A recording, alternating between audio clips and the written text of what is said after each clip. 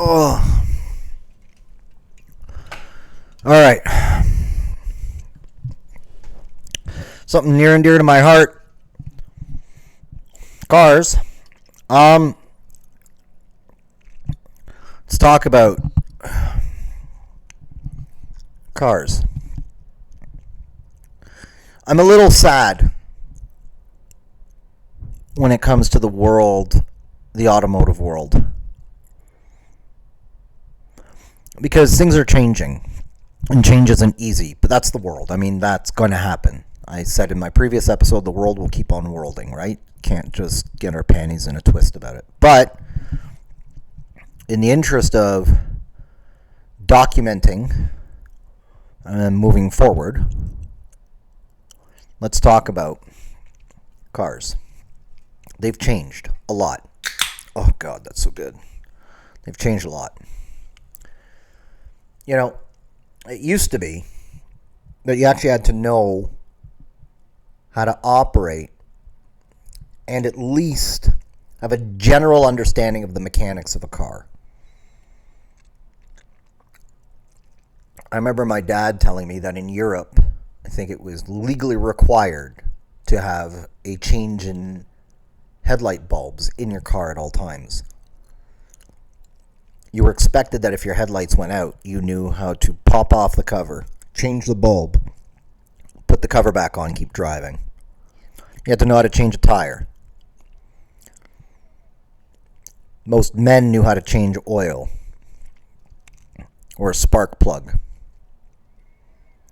And all the cars, up until the 60s, and then most of them, even into the 70s, less so in North America, had manual transmissions. You had to know how to operate a clutch and change gears. That's all changed now. Now, cars have become infinitely more complicated in that time. Now everything's controlled by computers in the car. And I love some car technology. I love that I can listen to the music I want from my phone that's sitting in my pocket through the speakers of my car with perfect clarity. I love that I have a map. I don't have to carry around. I am old enough that I used paper maps to get around. I started with that, and then I was of that generation that very briefly printed directions off of MapQuest to get around, you know?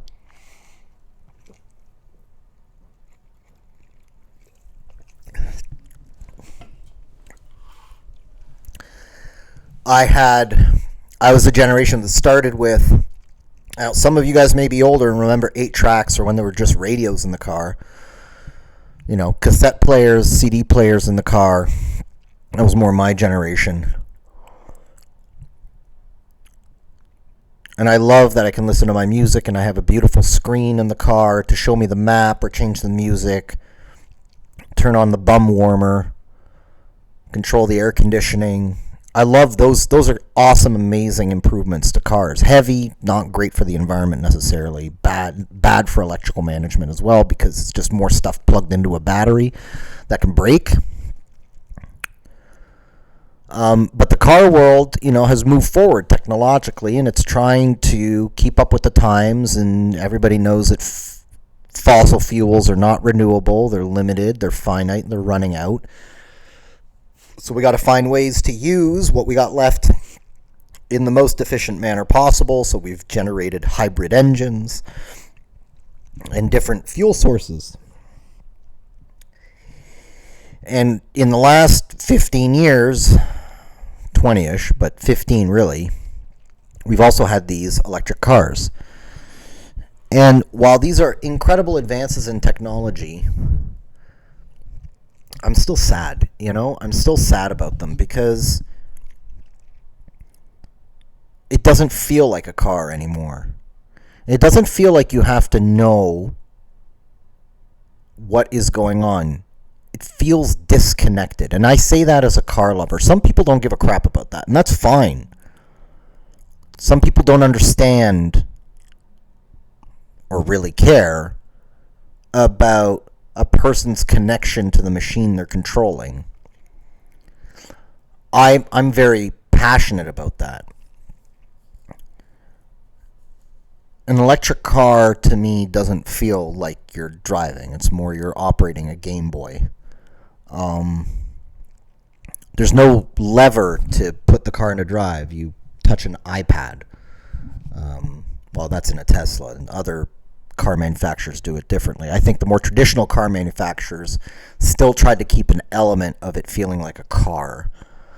The Tesla is a particularly, I would say, abrasive change because they've essentially emptied the car entirely. They've left seats and an iPad, and that feels, while minimal, probably easy to clean or whatever the case may be, it still feels sad. It feels devoid and soulless. There's no personality to it. Nobody had to design buttons and think about ergonomics and think about, well, certainly in Tesla's case, fit and finish. They still struggle with that. They took, I was going to come on here and lament the death of the manual transmission, which I will. But in Tesla's case, we lament the death of the manual transmission and the traditional brake and gas pedals. There's only one pedal. Let up to go and press in to stop, I think. Unless it's the other way around, can't remember. Let up to stop and press to go. Anyway, one pedal. It still makes me nervous. And then there's all this self-driving stuff that, eventually will rise up and become intelligent and then drive us into each other to kill us all. But it feels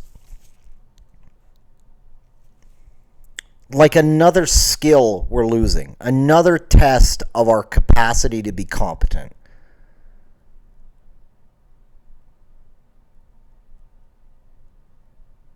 I'm still not in an electric car.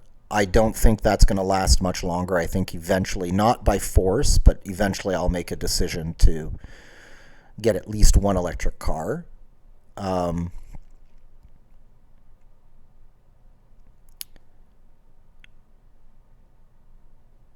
But I'll be sad. One of the things that I did this summer, which was not financially intelligent, it was not even financially partially insane. It was completely insane. I did get a small second car.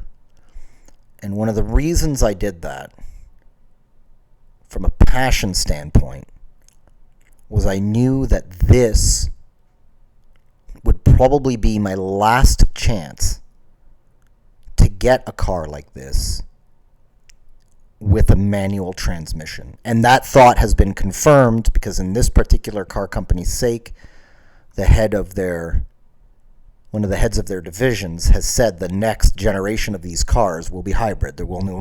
We can't put manual transmissions anymore. They'll be hybrids. So it'll all be automatic from there. And certainly in the case of somebody who's passionate about cars, that's sad. I know that, speaking from a car guy's standpoint, I know that automatics are all faster now. Electrics are all faster. And we used to think that the stick shifts were faster, and that was part of the reason we loved them, and the stick shifts were more fuel efficient, and that was part of the reason we loved them. But I think I've now understood. For me, it wasn't about the speed. It was about being connected to the machine and being in control of it as much as I could be without yet dying. I'm going to miss that. I'm going to miss a car with 3 pedals. I'm going to miss a car with a gear shifter. I'm going to miss the cars with the buttons for the windows and the seat warmers and the radio. I'm going to miss a car that makes loud noises because the engine runs on exploding liquid dinosaurs.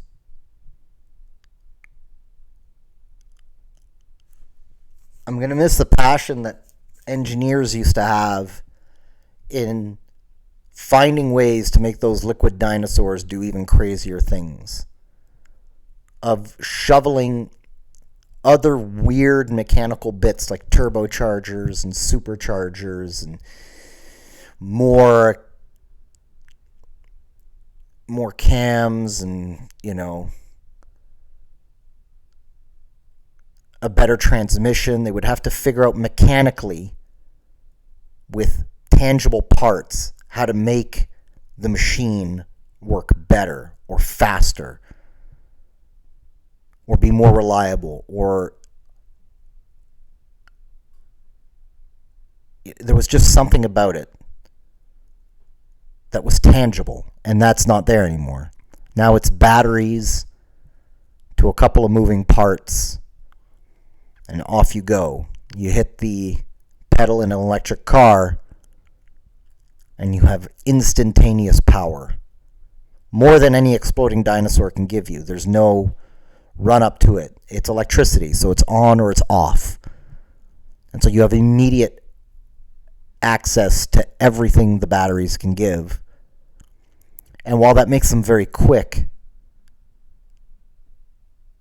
it doesn't feel like it's real speed, because there's nothing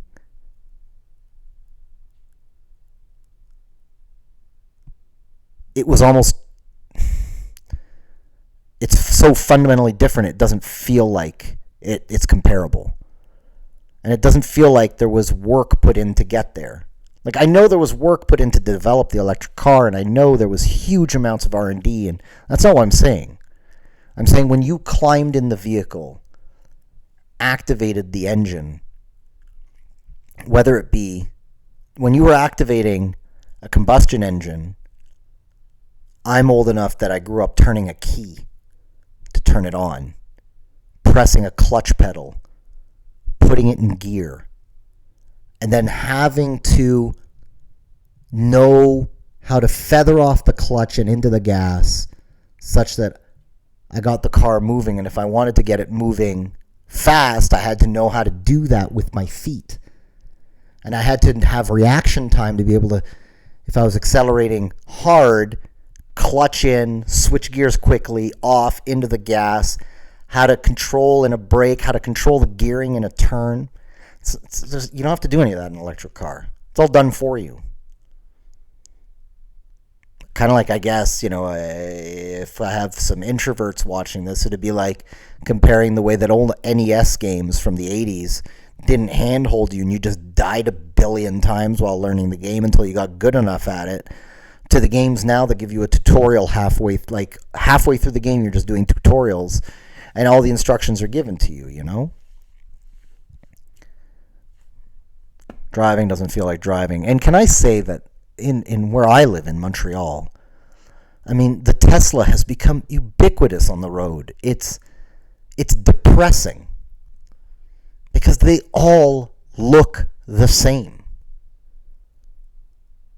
The Model S still looks the best, but the rest, especially the Model 3, the Model Y, I know that they're the accessible models and everybody wants them.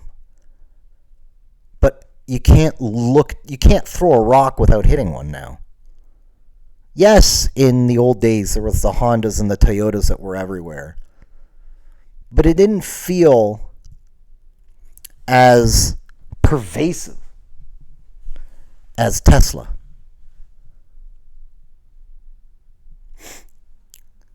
I mean, I will give one legitimate reason I still haven't gotten an electric car. In my neighborhood, we still have above-the-ground power lines that have a tendency to explode under what are now more and more frequent adverse weather conditions, either extreme cold, extreme heat, or extreme weather. And we can lose the power for a day or two. So can you imagine, not only do you not have electricity, but you wouldn't even, like if you didn't charge the car fully, you wouldn't have a car to drive either to get away from your house with no power. That feels dangerous. And another thing that kind of irks me about electric cars is that because everything's in an iPad, that iPad breaks, you can't turn the car on. You can't use the transmission. Like, I don't know. It just feels like there's so much more risk because everything's linked, slaved to one interface that doesn't feel intelligent. Bring back the buttons, bring back the gears, make a car feel like a machine. I think, first of all, that might actually be safer because if people feel like they're operating a machine, maybe they'll be more considerate of the machine. The last thing I'll say is this whole self-driving thing. Oof. Not a fan. Not a fan. You know, you used to put on driving gloves to go driving. You had a driving hat. You had either sunglasses or even, I remember my dad having a pair of light enhancing aviators, kind of those really bright yellow lenses, so that on a really cloudy day, it would actually brighten the world around you. Driving was a thing. It was a skill. You had to do it. You had to learn it. And I will say, I know less about maintaining cars than I think I would like. One day, maybe when I have more time, I should probably study into that a little bit more. But at the same time, I think that learning to be a mechanic now is less about understanding the mechanics of a car. It's still a big part of it. And more about being a good software engineer. I think that's a big challenge for the industry as well. But yeah, just a little lament over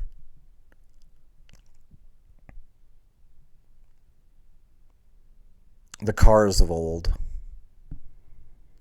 I feel like it's just one of my passions is becoming passé, and